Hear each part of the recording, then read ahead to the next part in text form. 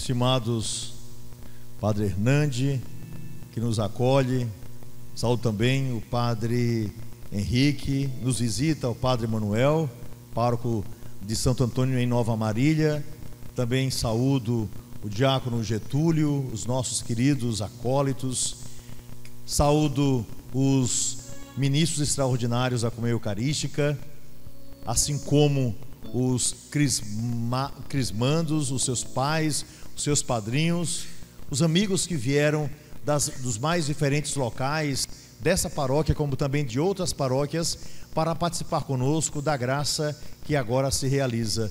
Meus queridos irmãos, minhas queridas irmãs, quem é mais experimentado como eu, pela idade, já teve a oportunidade de passar por dificuldades da vida e também por reconhecer momentos de tragédia, como por exemplo, uma morte na família.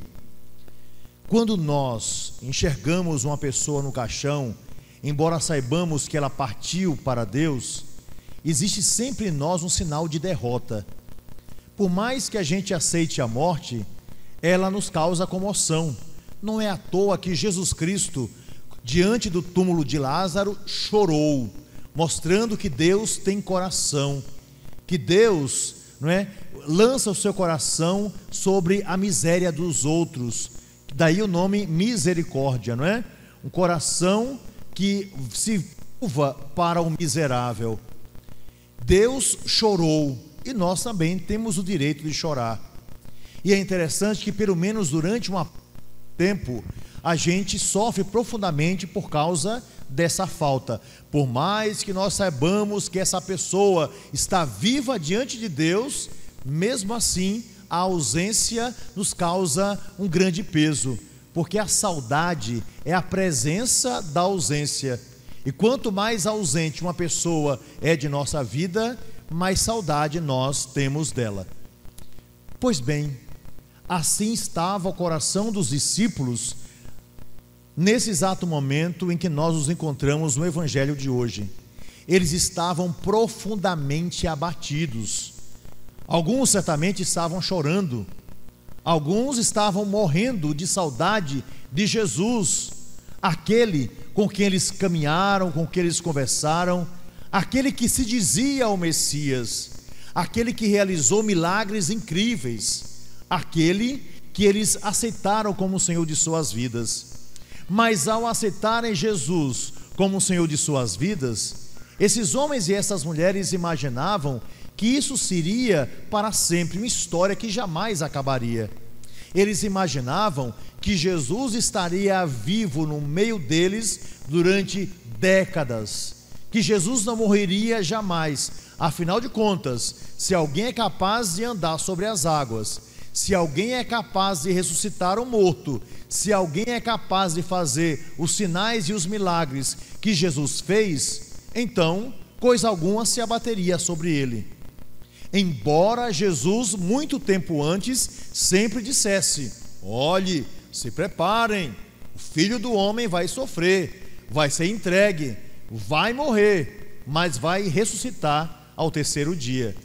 Jesus repetia isso, mas eles estavam tão encantados com a pessoa de Jesus, eles estavam tão apaixonados pelas palavras que saíam dos lábios de Jesus, que eles imaginavam que jamais essas coisas iam acontecer.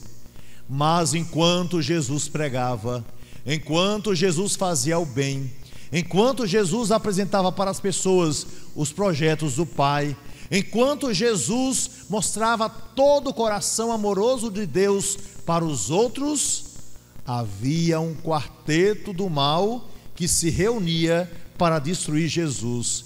E que quarteto é esse? Os nomes nós conhecemos: Herodes, Pôncio Pilatos, Caifás e Anás.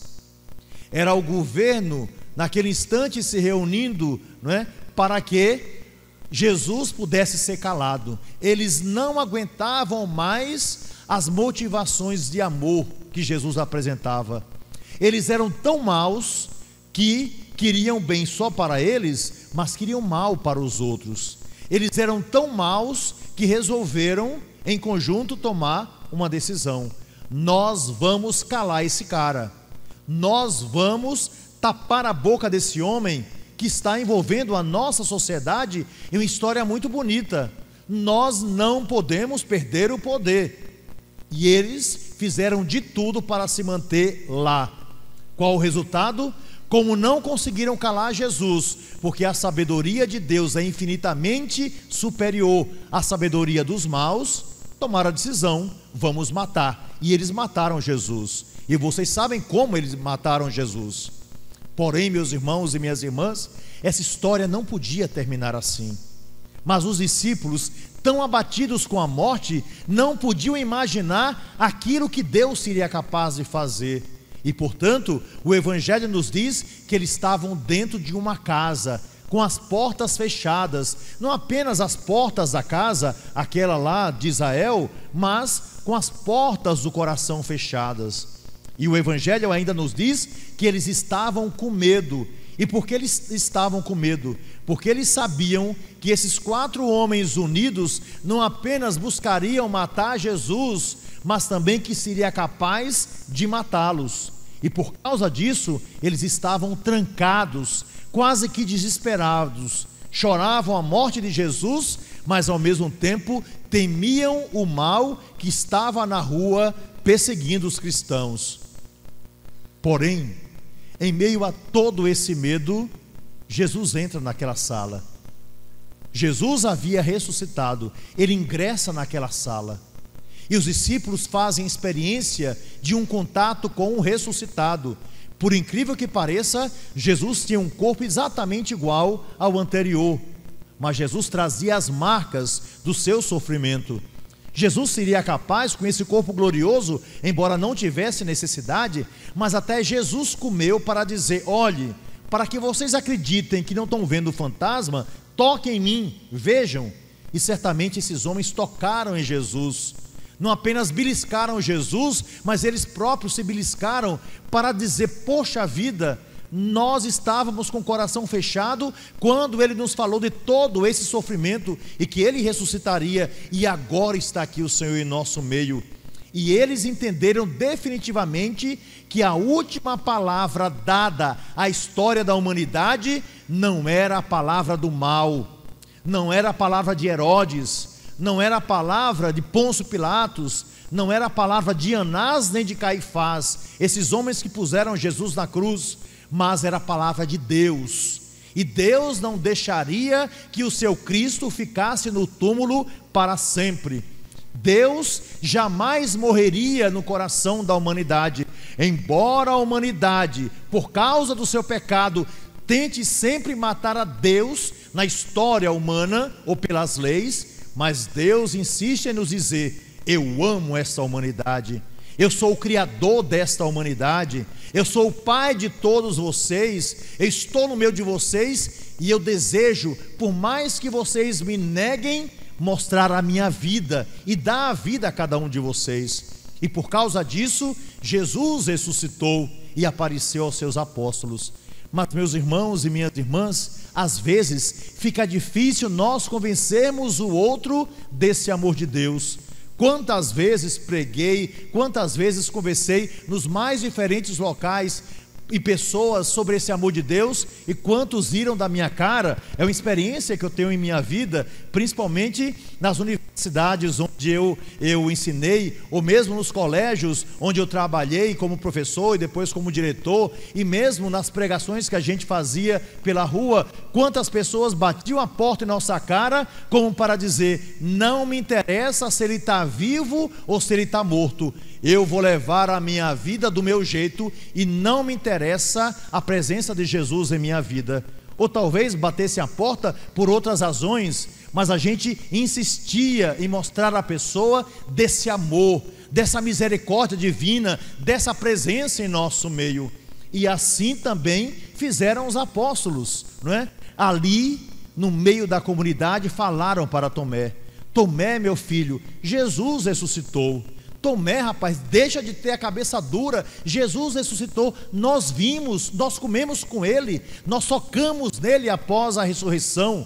Mas Tomé sempre: só acredito vendo.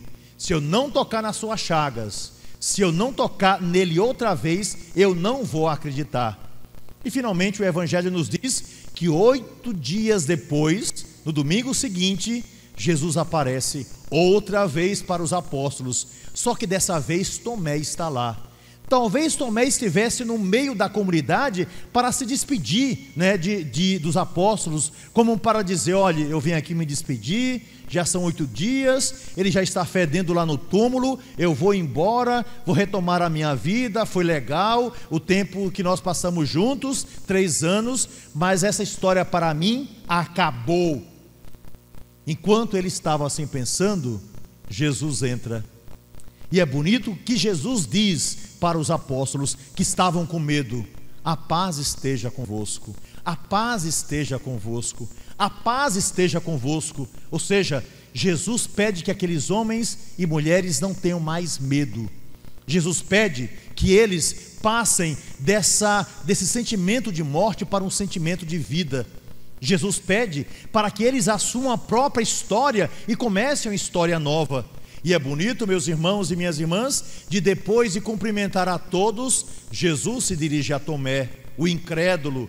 Jesus se dirige a Tomé, o homem que entre os apóstolos era considerado certamente o mais inteligente. Ele faz perguntas no Evangelho e Jesus nos dá respostas maravilhosas. E foi por causa de Tomé que nós ouvimos, por exemplo, respostas como: eu sou o caminho, a verdade e a vida.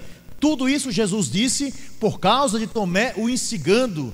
Mas agora é Jesus diante de um homem que era muito forte e agora que não acredita. E Jesus se aproxima, e nós ouvimos o Evangelho: venha Tomé, toque aqui nas minhas chagas, venha Tomé, aperte a minha pele, venha Tomé, veja, olhe dentro dos meus olhos e veja que sou eu mesmo. E é bonito, meus irmãos e minhas irmãs, que mais uma vez, por causa do seu jeito, Tomé nos disse uma palavra que nós deveríamos guardar no profundo do nosso coração. Ele toca em Jesus, mas ele toca também na sua própria incredulidade. Ele toca em Jesus, mas Tomé toca nele mesmo a pouca fé. Ele toca em Jesus, coloca os dedos nas feridas, mas Tomé também coloca o dedo na ferida da sua incredulidade, da sua fé tão pequena, do seu modo de enxergar apenas quando as coisas estão maravilhosas e não entender que a vida e na vida nós passamos por sofrimentos e situações difíceis. E quando ele toca em Jesus, aí vem a palavra: meu Senhor e meu Deus. E nunca mais Tomé será a mesma pessoa, mas se tornará um grande apóstolo até o dia em que vão matá-lo por causa da palavra que ele pregava em nome de Jesus. Meus irmãos e minhas irmãs, Deus está vivo. Nós não adoramos um Deus morto. Deus está vivo e nos deixa vivos para adorá-lo nessa vida como na próxima. Deus está vivo e quer permanecer ao nosso lado. Deus nos enxerga, apenas nós precisamos enxergá-lo. Deus é companheiro de caminhada, mas nós temos que perceber a sua presença ao nosso lado. Deus está conosco o tempo todo nesta vida, como estará conosco. Jesus, o ressuscitado, se torna amigo, companheiro, confidente, Senhor, Deus da nossa vida. E nós, como Tomé, devemos dizer: meu Senhor e meu Deus. E essa graça, queridos crismandos, que nós vemos nesta noite através da presença de vocês, a presença também desses catequistas que caminham, que vestem vermelho para dizer: o nosso coração está abrasado de alegria por entregarmos à igreja irmãos que nós preparamos pelo nosso testemunho e pela nossa palavra, para que eles também, como nós, sejam testemunhas da ressurreição de Jesus Cristo. Queridos crismandos, para que é que vocês estão sendo crismados? Não é apenas para cumprir mais uma data no calendário católico de vocês, mas vocês estão sendo crismados para levar a ressurreição de Jesus por todos os cantos de Magé, do Rio de Janeiro, do Brasil e do mundo. Vocês estão sendo crismados para utilizar os dons do Espírito Santo, esse mesmo que o Senhor nos deu no Evangelho de hoje, quando recebei o Espírito Santo para tocar o coração daqueles que se perderam ao longo da vida, para largar as besteiras que muitas vezes a gente faz ao longo da nossa história. Vocês vão receber o Espírito Santo para que vocês se comportem como homens e mulheres ressuscitados, donos da própria história e da vida, sabendo que dentro de vocês, mais do que nunca, está um Senhor. Vocês já foram marcados pelo batismo e agora recebem o próprio Deus, Espírito Santo, para levá-lo para todos os lugares. E eu peço a cada um, nesse dia em que nós celebramos a misericórdia de Deus, por a misericórdia de Deus, por favor, não escondam esse dom que Deus lhes dá. Não tranquem esse dom em uma gaveta na casa de vocês. Não peguem o Espírito Santo e deixem lá escondido atrás da porta de sua casa. Não deixem de viver as alegrias dessa vida nova que Ele coloca na sua existência, no seu trabalho, nas pessoas que vocês estão, com quem vocês convivem, enfim, na vida que Deus lhes dá, para que vocês possam se tornar verdadeiramente homens e mulheres ressuscitados, já por antecipação, porque um dia passaremos pela ressurreição definitiva. Homens e mulheres que estão vivos, que lutam pelos sonhos, que lutam pela transformação desse país que estragaram, que lutam pela transformação de Magé, que lutam pela transformação dos locais onde vocês estão, nas lutas, né? Nas associações de bairro, nas lutas por dignidade, não é? Respeitando os outros, nas mais diferentes situações em que esses outros estão, mas ao mesmo tempo chamando a todos para viverem como vocês estão vivendo a graça de Deus. Assim, queridos crismandos, coragem, o Cristo está com vocês, coragem, Ele lhes dá, vindo do Pai, o Espírito Santo. Coragem, agora vocês podem mais do que nunca, basta que vocês acreditem, basta que vocês queiram. E por causa disso, consciente de que o Senhor está no lado de cada um de vocês, é que nós vamos todos irradiando a presença do ressuscitado em cada canto por onde nós passarmos. Assim, alegria por aquilo que vocês receberam ao longo, não é, desses meses. Alegria e agradecimento do nosso coração pelos catequistas que com tanto carinho prepararam vocês com um sonho único de que vocês continuem essa missão. Alegria por uma única certeza: o Senhor está em nosso meio, está vivo, e se Ele está vivo, nós venceremos o quarteto do mal. Basta que a gente faça aliança com aquele que é verdadeiramente o Senhor. Para concluir essa minha reflexão, que já vai longa, eu gostaria de contar uma historinha para vocês que pode resumir aquilo que as minhas palavras não conseguiram dizer. Talvez a historinha seja até um pouco negativa, mas ela diz bem o que meu coração gostaria de dizer agora, quando a gente olha a história de Jesus e quando a gente percebe o que aconteceu no passado, que a gente não deve repetir, mas lembrando a vida nova que o ressuscitado nos dá. A história, como disse, é bem conhecida, mas vale a pena aqui repetir. Na floresta habitavam 4 animais: o leão, o urubu, a onça e a cobra. Os 4 viviam numa guerra sem fim. Eles nem sabiam mais qual o motivo que os levou a brigar no passado, mas o que é certo é que eles brigavam o tempo todo, falavam mal, inventavam fofoca, não é? Ficavam buscando atacar um ao outro. Era um inferno a floresta por causa da confusão desses 4 animais. O leão, o rei, cansado de ver aquela confusão e que ele também participava, resolveu chamar os outros animais e disse: olhe, já brigamos demais, já vivemos em guerra demais, vamos fazer o seguinte, vamos fazer uma aliança, e a gente fazendo aliança tudo será resolvido. Mas tem uma coisa que é muito importante: cada um de nós deve dizer o que incomoda, porque a gente sabendo o que incomoda na vida de cada um, a gente vai viver em paz. E assim foi combinado. Então o leão começou dizendo: olhe, eu suporto tudo, eu só não suporto o cheiro de carniça. O urubu falou: olhe, eu suporto tudo, eu só não suporto barulho. A onça falou: olhe, eu suporto tudo, eu só não suporto poeira, porque eu tenho rinite alérgica. E a cobra falou: olhe, eu suporto tudo, eu só não suporto que pisem no meu rabo. E assim, os animais, falando o que incomodava, ficaram ali batendo papo durante algumas horas, alegres e felizes. Até que o urubu disse: poxa, já são 2 horas da tarde, estou morrendo de fome.